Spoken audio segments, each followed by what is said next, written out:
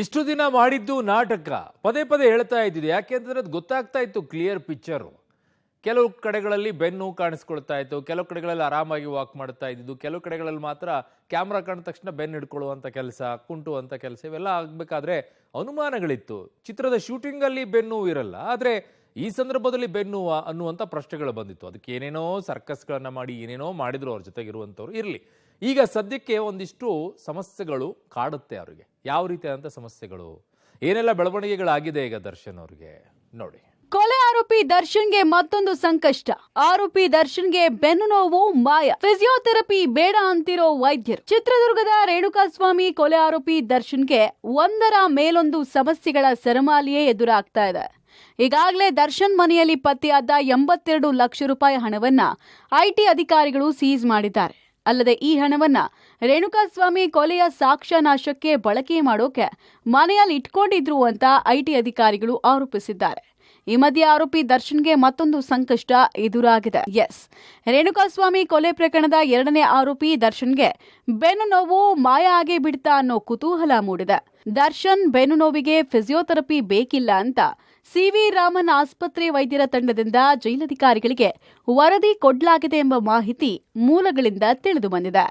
ತಿಂಗಳಿಗೆ 4 ಬಾರಿ ಫಿಸಿಯೋಥೆರಪಿಯನ್ನು ಮಾಡಿಸ್ಬೇಕು ಅಂತ ಹೇಳಿದಂಥ ವೈದ್ಯಾಧಿಕಾರಿಗಳು ಜೊತೆಗೆ ಕೋರ್ಟ್ನಿಂದ ಆದೇಶವನ್ನು ಕೂಡ ಪಡ್ಕೊಂಡಂತ ಈಗ ದರ್ಶನ್ಗೆ ಯಾವುದೇ ರೀತಿಯ ಫಿಸಿಯೋಥೆರಪಿ ಇರ್ಬೋದು ಮತ್ತು ಹಾರ್ಟ್ ಬೆಲ್ಟ್ ಇರ್ಬೋದು ಯಾವುದು ಕೂಡ ಒದಗಿಸ್ತಾ ಇಲ್ಲ. ಯಾಕೆಂದರೆ ಈಗಾಗಲೇ ಸಿ ವಿ ರಾಮನಗರದ ಆಸ್ಪತ್ರೆಯ ಸಿಬ್ಬಂದಿಗಳು ಒಂದು ಸ್ಪಷ್ಟನೆಯನ್ನು ಕೊಟ್ಟಿದ್ದಾರೆ. ಅವರೇ ಸ್ವಯಂ ಪ್ರೇರಿತವಾಗಿ ಒಂದಷ್ಟು ವ್ಯಾಯಾಮಗಳನ್ನು ಅಥವಾ ಎಕ್ಸಸೈಸ್ಗಳನ್ನು ಮಾಡ್ಕೊಳ್ಬೇಕು, ಅದರ ಮೂಲಕ ಸಂಪೂರ್ಣವಾಗಿ ನಿಯಂತ್ರಣನ ಮಾಡ್ಕೊಳ್ಬೇಕು ಅಂತೇಳಿ ಈಗ ಸಲಹೆಯನ್ನು ಕೊಟ್ಟಿರೋಂಥದ್ದು. ಅಂದರೆ ಫಿಸಿಯೋಥೆರಪಿಯ ಏನು ಡಾಕ್ಟರ್ಗಳೇನಿರ್ತಾರೆ ಅವ್ರು ಯಾರೂ ಕೂಡ ಜೈಲಿಗೆ ಹೋಗಿ ಫಿಸಿಯೋಥೆರಪಿಯನ್ನು ಮಾಡೋ ಅನಿವಾರ್ಯತೆಗಳಿಲ್ಲ ಅಂತೇಳಿ ಹೇಳಿರೋ ಹಿನ್ನೆಲೆಯಲ್ಲಿ ದರ್ಶನ್ಗೆ ಸಂಪೂರ್ಣವಾದ ನೋವು ನಿಯಂತ್ರಣ ಆಗಿರುವಂಥದ್ದು ಮತ್ತು ನಿವಾರಣೆ ಆಗಿರುವಂಥ ಸಾಧ್ಯತೆಗಳು ಕೂಡ ಇರುವಂಥದ್ದು. ಬೆನ್ನು ನೋವು ಜಾಸ್ತಿ ಇದೆ, ನಿಲ್ಲೋಕು ಕೂರೋಕು ಆಗ್ತಿಲ್ಲ, ಚಿಕಿತ್ಸೆಗೆ ಅನುಮತಿಸುವಂತೆ ಕೋರ್ಟ್ ಮೊರೆ.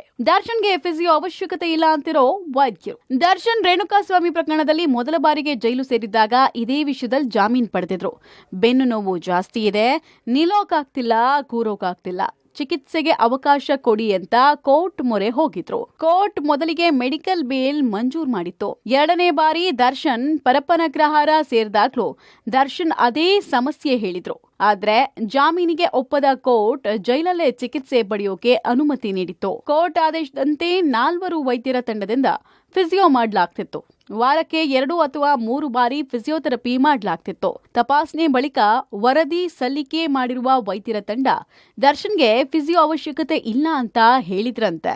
ವೈದ್ಯರ ಶಿಫಾರಸಿನ ಆಧಾರದ ಮೇಲೆ ಫಿಸಿಯೋಗೆ ಜೈಲಧಿಕಾರಿಗಳು ಕರ್ಕೊಂಡು ಹೋಗ್ತಿಲ್ಲ. ಇನ್ನು ಫಿಸಿಯೋ ಬಗ್ಗೆ ದರ್ಶನ್ ಯಾವುದೇ ಚಕಾರ ಎತ್ತಿಲ್ಲ ಅಂತ ಕೂಡ ಕಾಣ್ತಿದೆ. ಸದ್ಯ ಜೈಲಲ್ಲಿ ದರ್ಶನ್ ದಿನಕ್ಕೆ 1 ಊಟ ಮಾಡ್ತಿದ್ದಾರಂತೆ.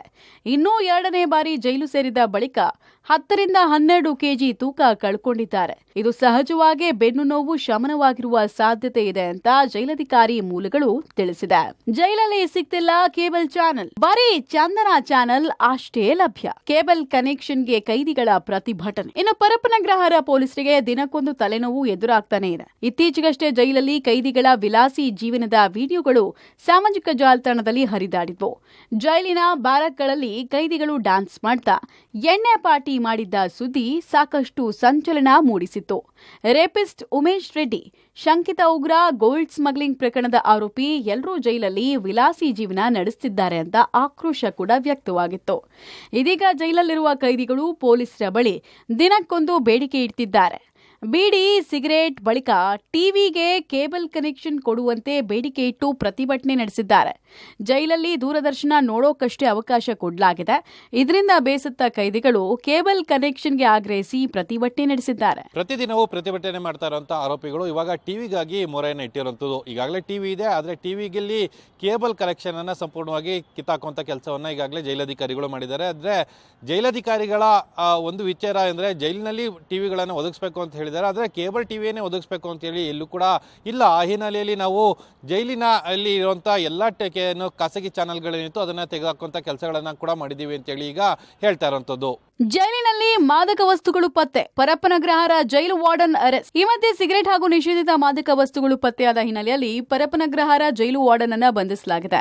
ರಾಹುಲ್ ಪಾಟೀಲ್ ಬಂಧನಕ್ಕೆ ಒಳಗಾದ ವಾರ್ಡನ್. ಜೈಲು ಅಧೀಕ್ಷಕ ಪರಮೇಶ್ ದೂರನ್ನು ಆಧರಿಸಿ ರಾಹುಲ್ ಅನ್ನು ಬಂಧಿಸಲಾಗಿದೆ. 2018ರಲ್ಲಿ ವಾರ್ಡನ್ ಆಗಿ ಕಾರಾಗೃಹ ಇಲಾಖೆಗೆ ಸೇರ್ಪಡೆಯಾಗಿದ್ದ ರಾಹುಲ್ ಈ ಹಿಂದೆ ಬೆಳಗಾವಿ ಕಾರಾಗೃಹದಲ್ಲಿ ಸೇವೆ ಸಲ್ಲಿಸಿದ್ರು.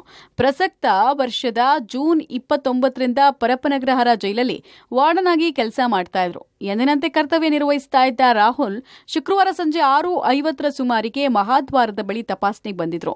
ಸಿಬ್ಬಂದಿ ತಪಾಸಣೆ ವೇಳೆ 2 ಸಿಗರೆಟ್ ಪ್ಯಾಕ್, 60 ಗ್ರಾಂನಷ್ಟು ಮಾದಕ ವಸ್ತು ರೀತಿಯ ವಸ್ತು ಪತ್ತೆಯಾಗಿತ್ತು. ಒಟ್ಟಾರೆ ದರ್ಶನ್ಗೆ ಫಿಸಿಯೋಥೆರಪಿ ನಿಲ್ಲಿಸಿರುವ ವೈದ್ಯರು ಯಾವುದೇ ಬೆನ್ನು ನೋವಿನ ಸಮಸ್ಯೆ ಇಲ್ಲ ಅಂತಿದ್ದಾರೆ.